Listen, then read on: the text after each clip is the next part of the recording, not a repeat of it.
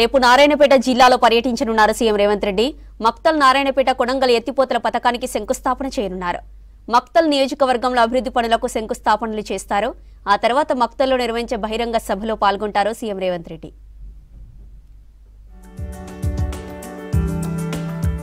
రేపు నారాయణపేట జిల్లాలో పర్యటించనున్నారు సీఎం రేవంత్ రెడ్డి. మక్తల్ నారాయణపేట్ కొడంగల్ ఎత్తిపోతల పథకానికి శంకుస్థాపన చేయనున్నారు. మక్తల్ నియోజకవర్గంలో అభివృద్ధి పనులకు శంకుస్థాపనలు చేస్తారు. ఆ తర్వాత మక్తల్లో నిర్వహించే బహిరంగ సభలో పాల్గొంటారు సీఎం.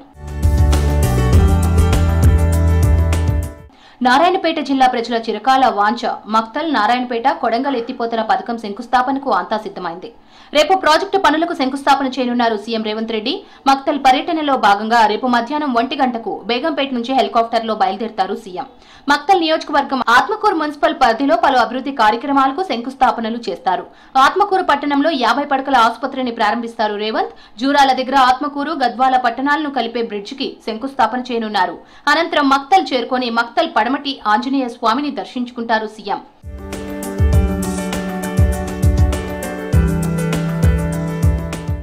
ఆంజనేయ స్వామి దర్శనం తర్వాత మక్తల్ నారాయణపేట కొడంగల్ ఎత్తిపోతల పథకానికి సీఎం రేవంత్ రెడ్డి శంకుస్థాపన చేయనున్నారు. మక్తల్ మున్సిపల్ పరిధిలో పలు అభివృద్ధి కార్యక్రమాలకు శ్రీకారం చుట్టనున్నారు. ముఖ్యమంత్రి రేవంత్ రెడ్డి మక్తల్ పర్యటన సందర్భంగా బహిరంగ సభ ఏర్పాట్లను పరిశీలించారు మంత్రి వాకిటి శ్రీహరి.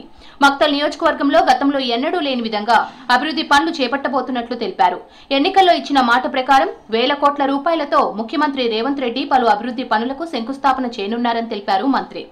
దాదాపు 1000 కోట్ల పైబడి అభివృద్ధి కార్యక్రమాలకు శంకుస్థాపనకు విచ్చేస్తున్న మన ప్రియతమ ముఖ్యమంత్రి గారికి ఈ నియోజకవర్గ ప్రజలు ఖచ్చితంగా కృతజ్ఞతతో ఘనంగా స్వాగతం పలకడం ఒక్కటే కాకుండా ఆయన ఈ నియోజకవర్గానికి రాష్ట్రానికి ఏ దిశా నిర్దేశం చేస్తారో ఆ దిశానిర్దేశం ప్రకారంగా మన ప్రాంతాన్ని అభివృద్ధి పరిచేందుకు అభివృద్ధి ప్రదాత మన రేవంత్ రెడ్డి గారి సభను విజయవంతం చేయవలసిందిగా అందరి నియోజకవర్గ ప్రజలందరితో కోరుకుంటూ సీఎం టూర్ సక్సెస్ చేయాలని కార్యకర్తలకు పిలుపునిచ్చారు మంత్రి వాకిటి శ్రీహరి.